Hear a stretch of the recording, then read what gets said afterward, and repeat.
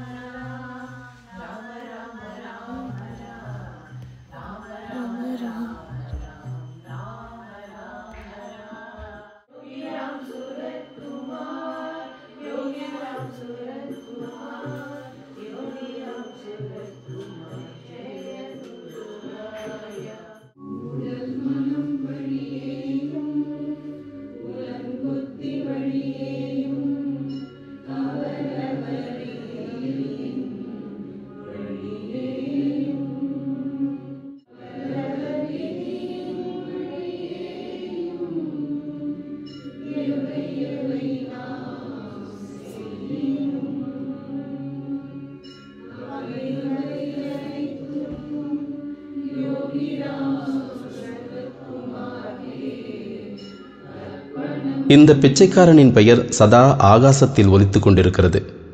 நாமத்தைச் சொல்லுதலே சரணாகதி, நாமத்தைச் சொல்லுதலே சமாதி.